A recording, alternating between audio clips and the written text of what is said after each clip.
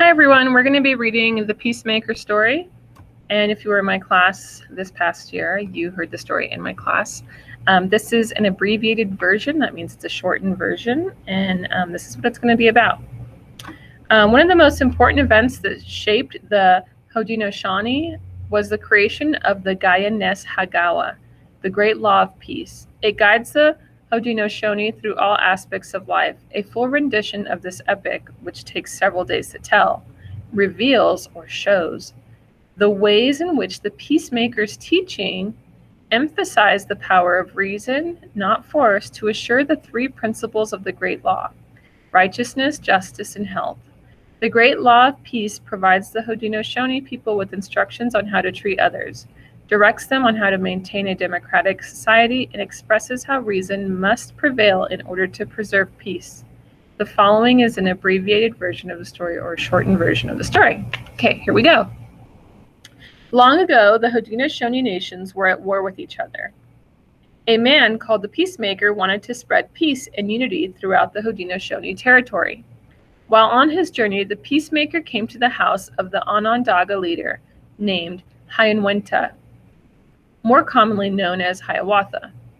Hiawatha believed in the message of peace and wanted the Haudenosaunee people to live in a united way. That means togetherness. An evil Onondaga leader called Tadadaho, who hated the message of peace, had killed Hiawatha's wife and daughters during the violent times. Tadadaho was feared by all. He was perceived as being so evil that his hair was comprised, or made up of, writhing snakes, symbolizing his twisted mind. The Peacemaker helped Hiawatha mourn his loss and ease his pain. Hiawatha then traveled to the Peacemaker to help unite the Haudenosaunee.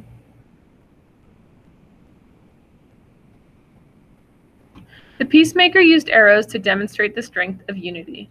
First, he took a single arrow and broke it in half. Then he took 5 and tied them together. This group of 5 arrows could not be broken. The arrows tied together could not be broken. The Peacemaker said, "A single arrow is weak and easily broken. A bundle of arrows tied together cannot be broken. This represents strength of having a confederacy. It is strong and cannot be broken." The Mohawk, Oneida, Cayuga, Seneca, and Onondaga accepted the message of peace. With the nations joined together, the Peacemaker and Hiawatha sought out Tadadaho. As they approached Tadadaho, he resisted his invitation to join them. The Peacemaker promised Tadadaho that if he accepted the message of peace, Onondaga would be the capital of the Grand Council. Tadadaho finally succumbed, or gave in, to the message of peace. It is said that the messengers of peace combed the snakes from his hair. The name Hiawatha means "he who combs," indicating his role in convincing Tadadaho to accept the Great Law of Peace. Joined together, these 5 nations became known as the Haudenosaunee Confederacy. When people had successfully been spread among the 5 nations, the people gathered together to celebrate. They uprooted a white pine tree and threw their weapons into the hole. They replanted the tree on top of the weapons and named it the Tree of Peace, which symbolizes the great law of peace that the Haudenosaunee came to live by. The 4 main roots of the Tree of Peace represent the 4 directions and the paths of peace that lead to the heart of the Haudenosaunee territory, where all who want to follow the Great Law of Peace are welcome. At the top of the Tree of Peace is an eagle, guardian of the Haudenosaunee, and messenger to the Creator. And then here below is a picture someone's drawing of the Tree of Peace. The Peacemaker gave the laws to the Haudenosaunee men, who formed the Grand Council.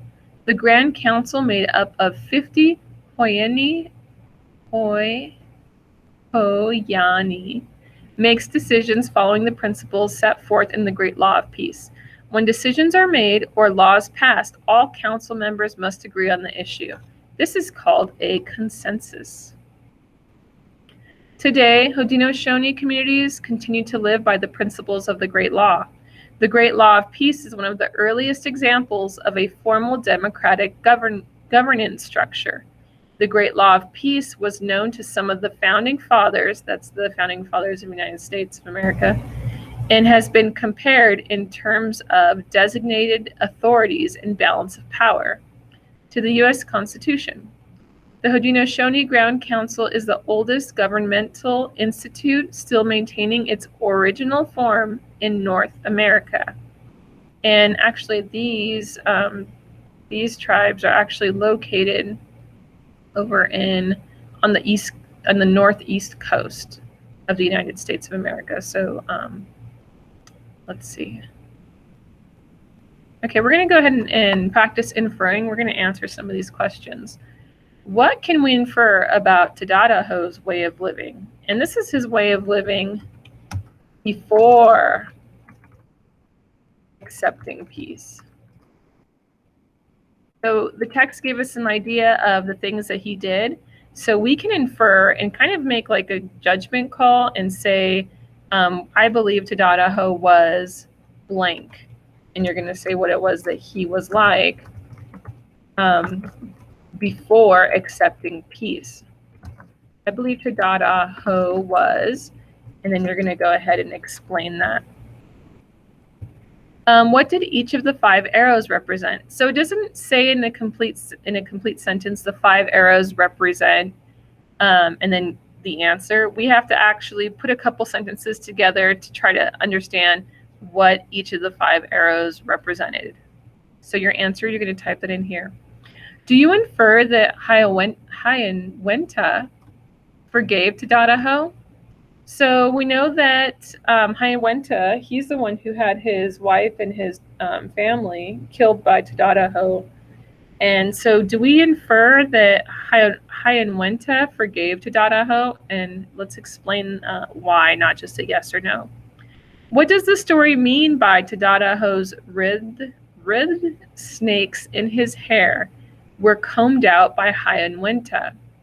What do they mean by did he actually have a comb and comb out the snakes in his hair? Or does it stand for something else? What do we infer? We want to think about the story, what's happening in that part of the story.